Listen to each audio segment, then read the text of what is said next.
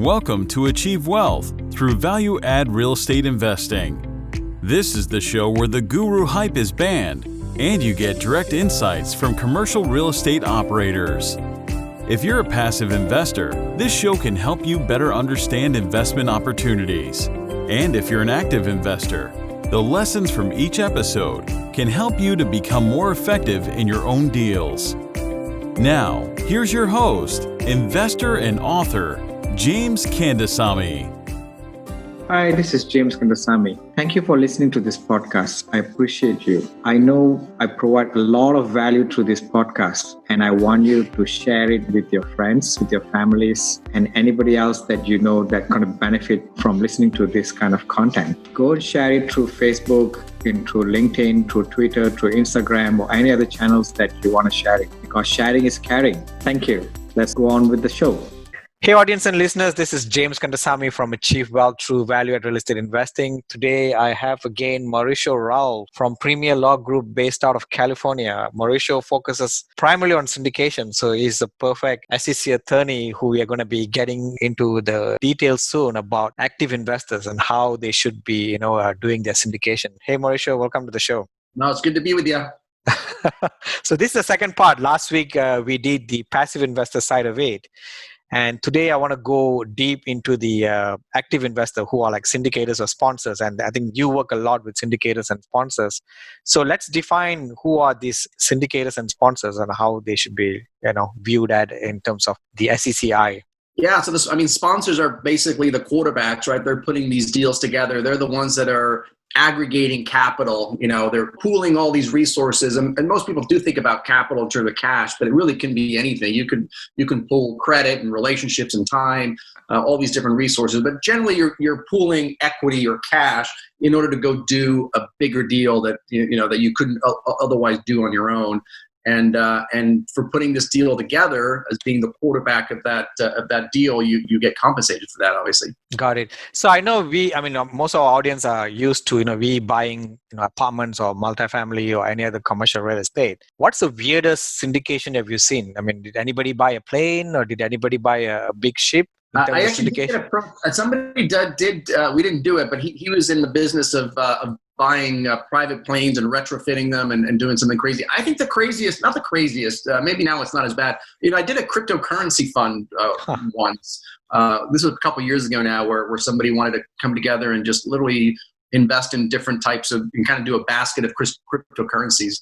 That's probably the most out there. I mean, my bread and butter, 100%. Well, actually, I shouldn't say that anymore. I got one that wasn't. So 99% of my clients are real estate investors, and then probably 95 do actual real estate. They sometimes venture into cryptocurrencies or some other financial assets or something. But my practice really focuses on real estate. I tend to attract the real estate investors just because of the environments that I'm in, and that's really the focus of my practice is real estate syndication. Got it. So active investors are the people who are running the show, and they are putting themselves out there. They're raising the money. What are the top 3 to 5 things that they should not be doing? Well, probably there's 5 things. I actually just came out with that ebook, James, that I finally finished. The 5 things that a syndicator must know to stay out of jail. But the first thing I think is just understanding that they're most likely involved in the sale of a security, and they've got to comply with securities laws. That's something that a lot of people either don't know, which makes sense because it's like, well, I'm just buying property. Like, why is the SEC even involved? Like, why do I have to report to them, or why do I have to be worried about securities laws when I'm just buying real estate?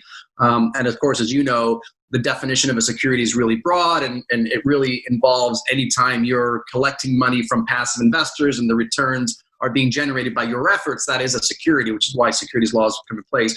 But the most important thing is because even if you're experienced, I get a lot of times people trying to be creative with the securities laws, right? Trying to get around them either by calling something a joint venture, or maybe trying to do it as a promissory note as opposed to equity, or just trying to do a side agreement, or just something that really they think they're getting around the securities laws, when in fact the structure itself doesn't even matter. Like whether you do an LLC, an LP, a TIC, tenants in common, profit sharing agreements, side contracts. At the end of the day, what the SEC is going to look for is are you raising capital where the returns are being generated by your efforts? You're doing the work. You're the active part. and all of your investors are simply passive, that's going to be a security, which is why you have to worry about all the securities laws. So I think that's by far the number one thing I you've got to. have a question related to that. So I usually have seen people where they say, oh, we are 20 people who are friends. We want to do a JV. We do not want to do a syndication. So how do you separate a JV versus syndication in terms of... Yeah, great question. I don't think there's any way possible you could do 20 people with a joint venture. The key to a joint venture is that every person involved has to be active, because that way the returns aren't generated by this person's efforts or that person's efforts. It's collectively generated by everyone. Think of it as almost like you're starting a new company. Like you're starting a company, you've got 4 or 5 people, 4 or 5 partners that came together, and everybody's bringing something to the table. Everybody's actively involved in growing this business and getting a profit. With 20 people, there's going to be 1 or 2 people that, at a minimum, that are just not doing anything or certainly not carrying their weight. Typically, we recommend to keep it to 5 or less. Like if you've got 1 or 2 partners, 3, 4 other people, if everybody's 5 or less, we can start having that conversation. And then the key again is that everybody's actively involved and can bring something to the party too. I mean, a lot of times they're trying to get around the rules, and a lot of times you'll have somebody come in and say, yeah, they're actively involved, they're really contributing, but they have like no experience in real estate. They don't know the first thing about buying a multifamily or whatever, so they're really not able to prove that they brought any value to the deal, at least from the real estate side. So, but the key is to make sure everybody's active. That's really the main difference between what crosses the line from being a joint venture to a securities is that level of activity of all of the partners involved. And how does, right nowadays we are seeing syndication where there's 5 guys, 7 guys, 10 guys. How are they doing that? I don't think so everybody can be active on let's say 200 unit. Obviously even on 100. On a joint venture? No, yeah. on a syndication, right? So there's like sponsorship side, there's co-sponsors, 10 people on a 100 unit deal and a 200 unit. Yeah, it's a similar analysis. So the thing with, when you have a typically a syndication, you really don't need, a lot of times it's just one person, and their company and their team. And sometimes you partner with someone, so you get 2. And then 3 is not out of the question, especially if you're in a market that you may, maybe you're investing in Florida and you don't have boots on the ground in Florida and you have a partner in it, so you bring in a third partner. But same thing, once you have 6 or 7 or 8, it's not an issue, James, unless those people are raising capital as well. If they're just part of the sponsorship team and they're literally bringing some kind of value, they're adding some kind of value, and you want to compensate them as part of the sponsorship group, that's fine. You could, in theory, have 10, 20 of them. The issue comes up, and this is I think, number 3 for me on my ebook. So number 3 biggest mistake is when they're raising capital, if they're not actively participating and have really substantial duties in the deal, similar to the joint venture thing, then they're raising capital and they're going to be considered a broker deal. They're basically raising capital without a license. But how do you split that? People say that, yeah, I underwrote the deal. Yeah, I walk the units. Yeah, I'm doing investor relationship. Yeah. So there's no magic. There's one thing that's magic. One is what we call this transaction-based compensation. So if you're getting compensated in exchange for raising money, or based on whether you raise money or not, or based on how much money you raise, that's going to be a clear cut. If that's happening, you're going to be considered a broker really under the broker dealer rules, and that's going to be you're basically raising capital without a license. That's going to be a problem. The other ones really is all what we call facts and circumstances. You really have to analyze the specific things. There's so many factors that you look at, and some might be good facts, some might be bad facts, but you got to look at the totality. But at the end of the day, what you have to show, in addition to showing that you did not receive transaction-based compensation, you have to show, number 1, that you had substantial duties in the syndication, right? And that's part of the problem is, what does that mean? But yeah, what does it mean? The rule says you have to have substantial duties, and your primary role or primary roles needs to be those substantial duties. So that's easier for me, because that to me is 50% plus 1. So if I spend more of my time raising the money and less the time doing the substantial duties, then I'm going to be considered a broker. If I'm doing most of my time, more than 50% of my time doing the other stuff, which we'll talk about in a second, then I'm moving away from that designation as a broker. But it's facts and circumstances, because it depends on what percentage ownership do you have, how much time are you really spending, and how much money did you raise. And so, for example, I always like to give these examples. Let's say that you are spending very little time on the syndication.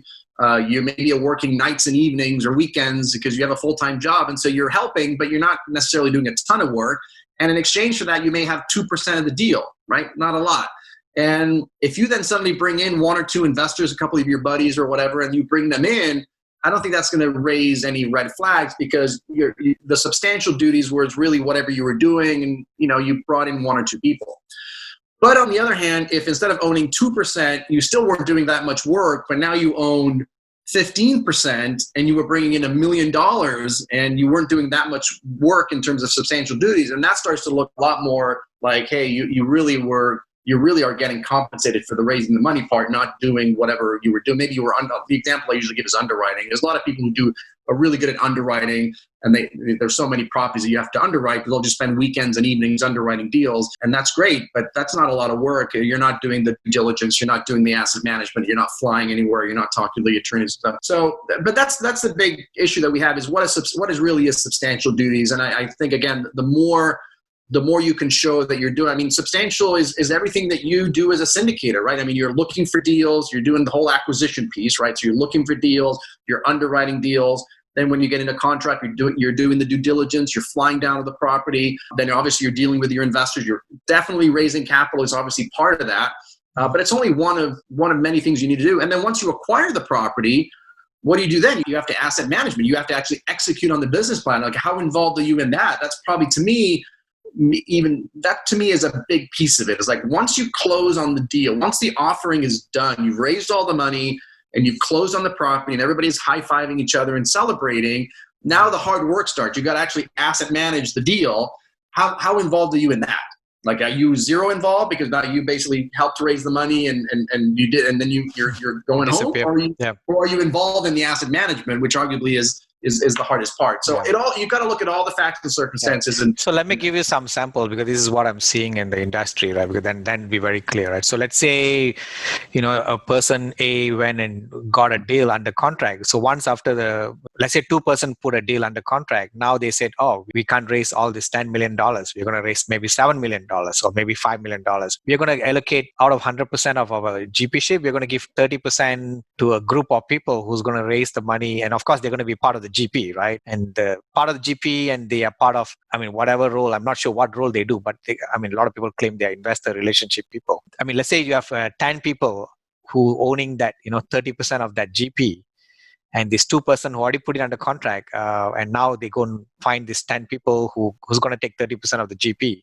This 30% of the GP people, of course, they can underwrite. It's already been underwritten, right? That's why it's already under contract. There's nothing to underwrite anymore. And they raise all the money. They have their own investor base. So it's claimed like they are investor relationship person. And once deal is closed, you don't need like 20, you don't need like 10 people who raise the money plus 2 asset managers to manage that 200, 300 unit, right? That's like 12 people managing assets. So most of the time, this 10 people I don't think so they can do anything, because there's nothing to do post-closing, right? So these 2 people, but they claim, it is part of the GP. This is like true story. This is what's happening in the industry. So how does that work? Is that walking the gray line? The first question they're going to ask is, if that person or the group of individuals didn't raise a single dime, would they still get the 30%? If the answer is yes, okay, we can have the next conversation. If the answer is like, no, of course not. If they didn't raise any money, we wouldn't let them in the deal. Of course not. Everybody knows the reason why these 10 people came on board is to raise money, right? Because that's right. And that's the problem. And here's the part that I think most people try and get a little bit cute with it, and they probably don't realize the issue. The emails that go back and forth between the sponsors and the spreadsheets that everybody shares that has any conversation about getting a percentage in exchange for raising the capital, those internal emails, those are all discoverable, and they're all end up in the file of the SEC or whatever regulator if they looked into it. So you can argue, no, I was going to get paid to 30% no matter what. Look, here's the operating agreement. But if there's emails going back and forth, it's like, hey, yeah, I can come into the deal. I can raise a couple million. How much are you going to, what percentage are you going to give me? Or if there's some negotiation as to, well, the more money you bring in, the bigger the piece of the pie you get. Those are not privileged conversations that are going back and forth. You should assume all of those emails and all those spreadsheets and all of those things are going to end up in the hands of an SEC investigator. And it's going to be really difficult for you to show that you weren't brought in to raise money if in fact that's what you did. And I think that's the biggest issue. If you're trying to get around the rules where you're really being brought in to raise money, and then you're trying to cover it up a little bit, so to speak, or you're trying to structure it in such a way to get around that, that's where you're going to have the issues. If you're legitimately bringing in because you have experience, maybe you're a first-time syndicator and you're a little bit concerned. And so I'm going to reach out to James, like, James, please, can you be a co-sponsor with me? Because, you've been doing this for so many years and you're really experienced and I could really use a mentor. And in exchange for that, I'll give you half of the deal or 30% of the deal. And then you go out and raise the money or raise a lot of the money for you. That's going to be okay. The other thing you've got to remember, and again, that's why it's facts and circumstances. I'll give you another example. Is this person raising money for you as a co-sponsor in your deal and then a co-sponsor in another deal? And then throughout the year, they're a co-sponsor in 7 different deals? Or is this person part of your team and you're doing 7 deals together, right? You're part of the actual team. If you're part of the actual team, that's going to be a totally different set of circumstances. If you're really the capital raiser, you might be able to get away with that because this is our organization. I'm part of the team, and that's I'm the relationship person. I'm really good at that, and so that's my role. But when you have, which is what I know we have now, where you have people coming in and they raise a bunch of money for you, James, and they come to Mauricio and raise a bunch of money for Mauricio, and they have a bunch of money for this person, that person. That's not a good fact for you because it's going to be harder and harder because it's going to be your burden. And when I say you're really both the syndicator and the money raiser or this. We see that all the time. People has become like money raiser for like 10 different deals. SEC, and look, James, as you know, the SEC is starting to crack down on this. I always figured that this would become an issue, in the next recession or at least when people started losing money, but it actually started before that. Mm-hmm. And so I know the SEC, at least 2 investigations that are going on. Not saying whether there's anything right or wrong that happened, but they are definitely focusing on this phenomenon because it is a relatively new thing. 5 years ago, I didn't see this. 5 years ago, you would see 1, 2, maybe 3 sponsors. Now you're seeing, like you said, 6, 9, 10, 15 sponsors. And it just raises a red flag for a regulator when they say, well, why do you need 15 sponsors to put this deal? First of all, you're splitting money 15 ways. Why do you need 15? What did this person really do? Because that's the question you have to answer. What did this person do to earn that 5% GP cut?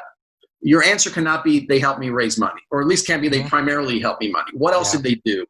How they said I'm an investor relation for this investor group. But there's like 10 people doing all investor relationship. Right. You only need one person. And when you have, here's another set of facts that doesn't work well for you is if you have 3 investor relations people and each investor relation only talks to their investors. Correct. That's not a good fact. Well, that's what's happening right now. Like 10 people. So if it's an investor relations, then have one investor relation person who then deals with all of the investors and not only puts out all the reports, the quarterly reports, but handles all the distribution. Yeah. And when there are questions and concerns and complaints, that person is handling it, then that's fine. Also remember, an investor relations person, you can hire for probably, I always say $60,000 a year. It's probably less than that. But let's just say $60,000 a year is what an investor relations person earns. If you're suddenly getting much more than that because of the, why would you give an investor relations person 20% of the deal when you can go hire somebody for $60,000? So all these facts, again, you've got to take the totality of the facts of the particular circumstance and then figure out, well, what are the good facts for you? What are the bad facts for you? And then you just kind of do a balancing act. And the more bad facts you have, the worse you are. But the number one bad fact for sure, not even a bad fact, is your killer, is the transaction based. If you would not have gotten a percentage of the deal if you hadn't raised the money, and typically, let's be honest, that's somewhere. There's an email. Maybe there's not a contract. People don't usually do a formal contract like that, but there's usually email communication. Not everybody does it over the phone. There's always people have stopped doing it right now. I've seen spreadsheets that have a little cell that's designated for the money. It says money raiser, and there's a percentage. I mean, that's going to be game over when they see that. Yeah, I mean, you'll see name cards with equity raiser, right? Yeah, equity raiser, and that person gets 6%, and it's like Yeah, I presume nowadays people are no more doing Excel spreadsheet because of awareness of what's happening for the past 1 to 2 years. But I think a lot of times, after going under deal, people get to ask them verbally, right? How much do you think can raise, right? So people know if they can raise 2 million. Fine. They can raise 1 million, right? And then, hey, let's put the percentage based on that, right? So yeah, look, if you're a legitimate co-sponsor and you're coming in to add value, whether it's knowledge of the marketplace, or maybe, look, I mean, think of it this way, James. I mean, I think maybe I'm pigeonholing you here, so forgive me if I do. But let's just say, look, James is the multifamily king. Multifamily is his thing. And now you kind of expand a little bit to maybe, self-storage or something, and you've never done a self-storage. Well, then it makes sense to bring somebody else in who has experience in self-storage. And then once that's a legitimate co-sponsor, then obviously their investor base opens up and you can access that base.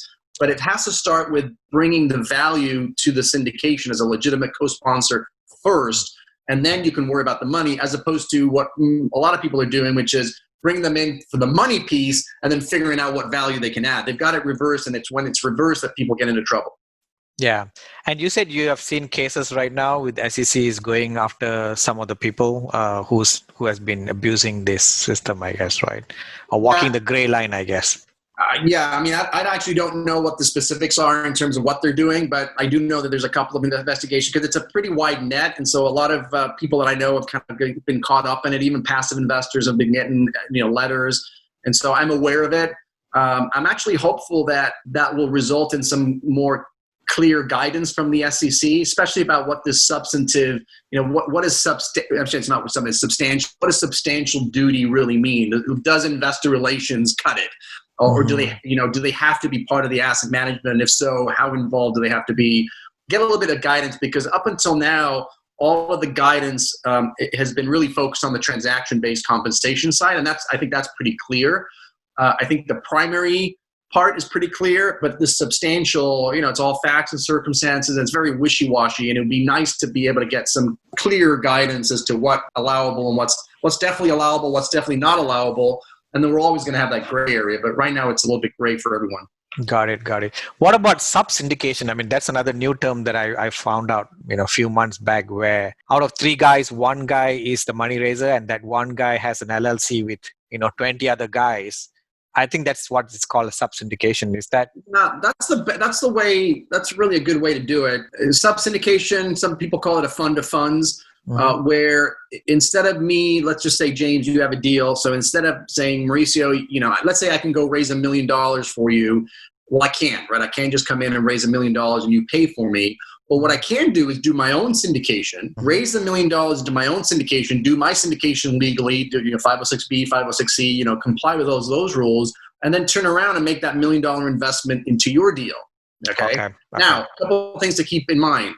Number one, you still can't pay me for raising the capital, right? Just because I wrote you $1 million check, that you still can't pay, you can't compensate me for that. The way it really works is, because I'm going to give you $1 million, typically I'm going to be able to negotiate better terms for my fund. So maybe instead of taking, let's say it's a 70-30 deal at your level, you're taking 30% of the profits, I can maybe negotiate, maybe you only take 20%, or maybe you only take 15% because I'm coming in with a big number. Maybe instead of a 2% asset management fee, you'll only charge me a 1% asset management fee because you're only dealing with 1 person, you're not dealing with my 30 investors. So all these little things that you negotiate end up resulting in more cash flow for my fund. And then in my fund, I can take my fees just like any other syndicator. I can take my acquisition fee, asset management fee, split it 80-20 with the investors, give them the preferred, whatever you want to do.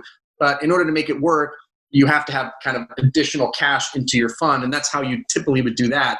An important consideration, and where most people miss, is when you do a subsyndication or a fund of funds, you are now buying not really shares in somebody else's company, because they're usually LLC units, but you're buying a security. You're not buying real estate. You're buying LLC units or LP units in somebody else's deal.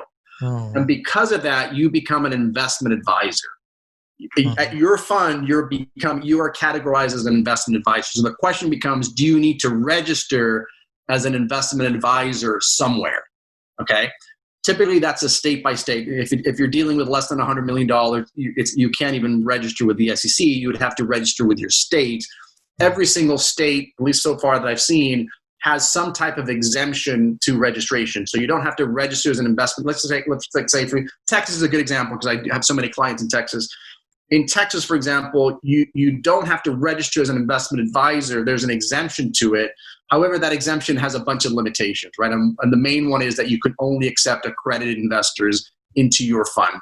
If it's accredited only and it's less than a certain amount of, that you manage a certain amount of funds, then you would be exempt from having to register as an investment advisor in Texas. There's still some forms that you got to fill out, but there's an example. You've got to just think about, I don't want to get too in the weeds, but just understand that when you're doing a subsyndication, you are an investment advisor and you want to connect with an advisory attorney to help you navigate whatever registration or exemption rules which are completely separate from the usual 506B, 506C. You've just introduced a whole new element into the deal.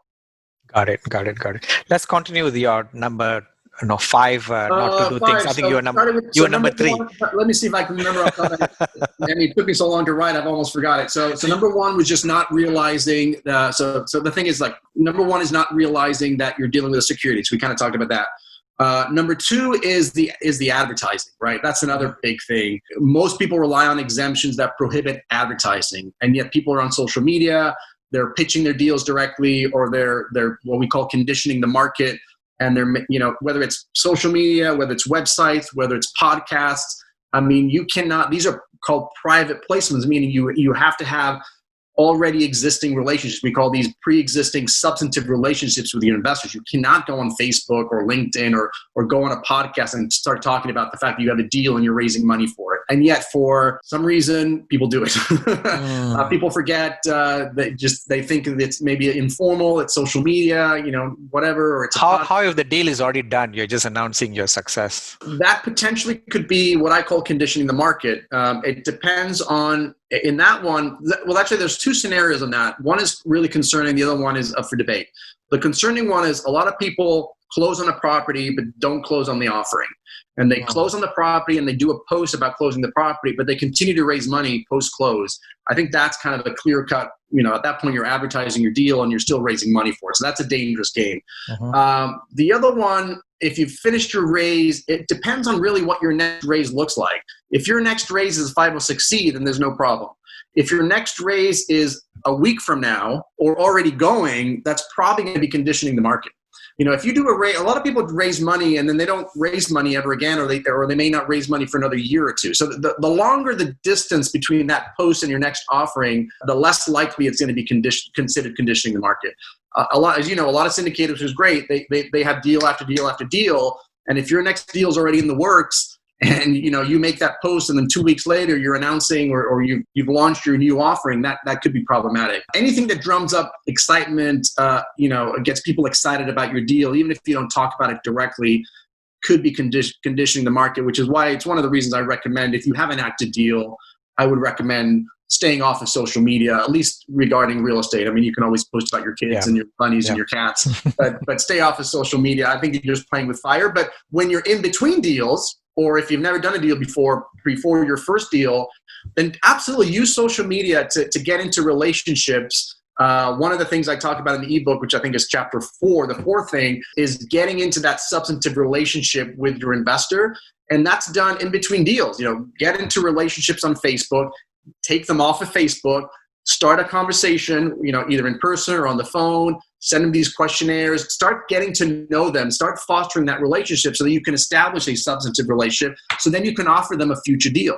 But once you have an active deal, first of all, anybody you meet at that point is not going to be eligible anyway, and you run the risk of the SEC considering you conditioning the market. So let me give you an example. So let's say I'm doing 2 deals at the same time. One is 506B and one is 506C. I mean, and I'm sure you're going to ask me, why am I doing that, right? Why not do both 506C, right? So let's say, hey, I want to give some opportunity to my sophisticated investors on one deal, which is probably a smaller deal, right? And the other one, I want to expand my network on for using 506C, right? Is it possible to do that? Is there any gray line in doing that? What to watch out, what not to watch out? You got to be careful. I mean, technically it's possible to do what we call concurrent raises. So it is possible to do a 506B and a 506C at the same time. It's just difficult because sometimes the IRS, the SEC will what's called integrate. This is not tax time.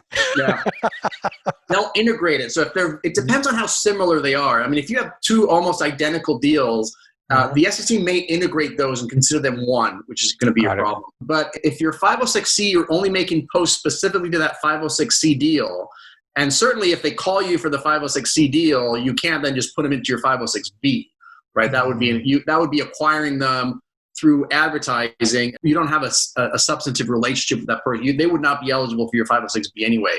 But could you do a 506C, capture a bunch of non-accredited investors that are not eligible for them, and then you put them through a process to get to know them over the next few months or whatever and establish a substantive relationship? Then you could offer them a future 506B deal? Yes. But you wouldn't be able to offer them the current 506B deal. The only way I know of really to do the concurrent ones is if your 506B only has accredited investors, which at that point, why do a 506B? But you could, in theory, have 506C posted all over Facebook and do whatever. And then with the 506B, you're just making personal phone calls, right? You're picking up the phone and you're calling your contacts that you already have a pre-existing relationship with, and having them come in. But if suddenly somebody shows, because here's what happens, James. When deals go south, investors are not on your side. They're going to lie. They're going to say, how did you meet James? James says he knew you. And I've never met James in my life. I saw a post on social media. They're not going to be on your side. Yeah. So you're just running the risk of somebody just saying, hey, I don't know James from anywhere. And I found him through this 506C deal or some kind of advertising, which is what you want to be careful with. Yeah. The reason why sometimes people do that where, they do a 506B just accredited and not through a 506C accredited, right? Just because some people don't like to go through the process of accreditation, right? Yeah, it's too much paperwork. So just make sure you get that line, I guess. Proverbial, because it's the proverbial Chinese wall. You want to have that wall that separates the two offerings, so there's no chance that they're mixing and matching. So your 506C posts, first of all, they really should drive them away from, there's not enough room in Facebook to give all your disclaimers and everything. So usually a 506C is effective when you do some kind of a webinar, right? So you're advertising a webinar that then talks about your deal, or you're advertising your website that has more information about your deal. And then just make sure you're only talking about that 506C deal. You obviously would never be able to reference the 506B deal. What about, is that possible to do a 506B and then you say, it's 506B, but I'm only opening up to accredited investor. And let's say halfway through, for some reason you said, okay, I want to expand more to a 506C. I want to do more advertising on this deal because I need a lot more people from my network. Are you able to convert from 506B?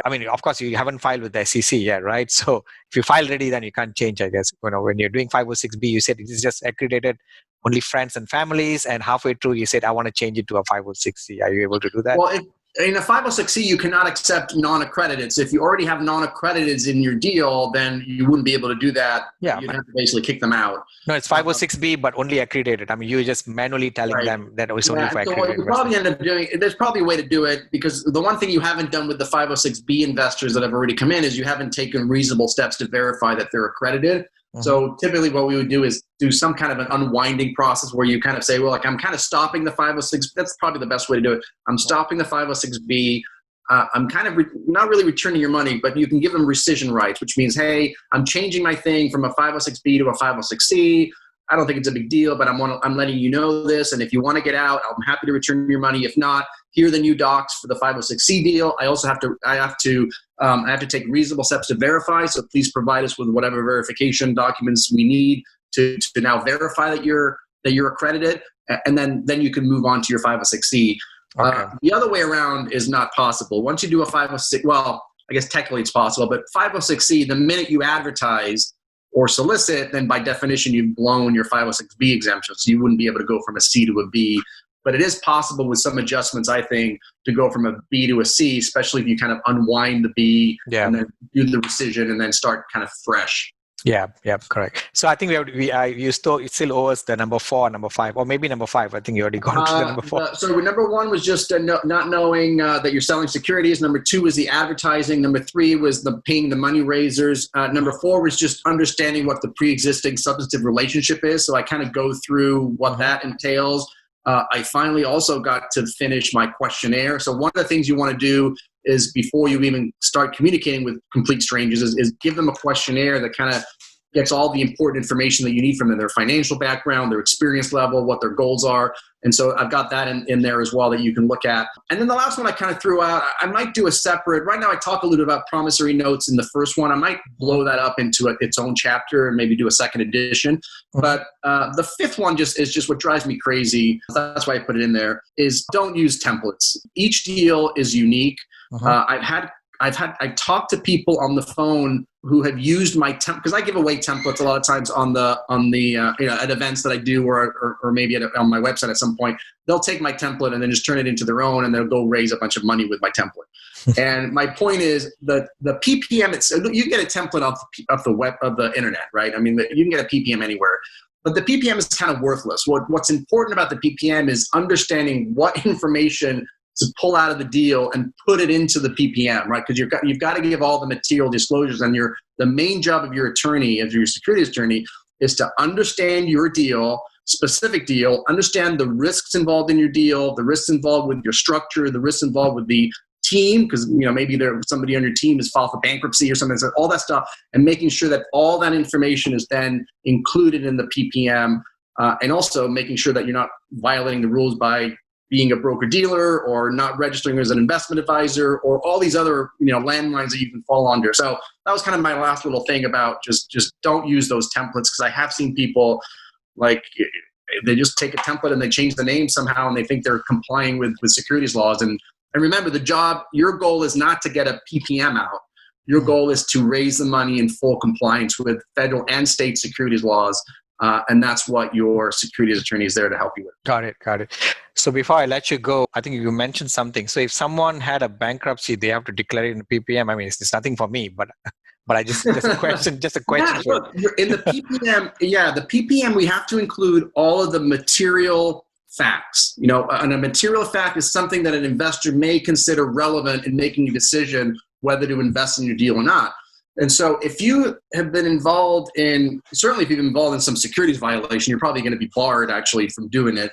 But if you have a financial issue, like if you filed for bankruptcy in the last couple of years, then there's definitely an argument to be made that the investor, if they knew that you had filed for bankruptcy, which affects your financing, it kind of reflects your ability to deal with your finances. That is going to be argued as something that was relevant. And the concern you're going to have is if you don't disclose that and your deal goes south, I guarantee you the plaintiff's lawyers, the lawyers of the people who lost money, are going to argue that, hey, had you disclosed to me that you would file for bankruptcy, I would never have invested in your deal to begin with.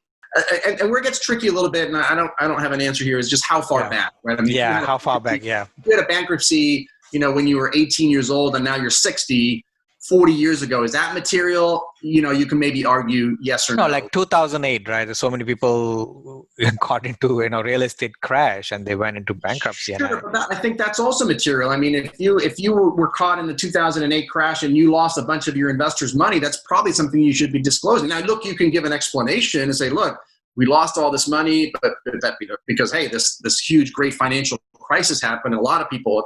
But again, the concern is that if you don't disclose it, you're providing ammunition to the plaintiff's lawyers to argue that had you disclosed that, there's no way my client would have invested in your deal. And therefore, your failure to disclose that is what really, if you had disclosed that, my client would not have lost any money because I wouldn't have invested with you in the first place. Got it. That's very interesting because I know that happens, right? People get crashed. That's the tricky one. To me, the tricky part is after 10 years, right? So usually after 10 years, I think after 7 or 10 years, it comes off your credit report.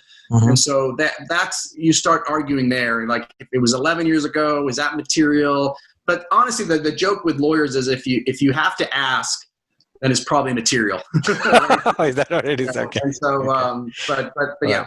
All right, Mauricio. Why not you tell our audience how to get hold of you?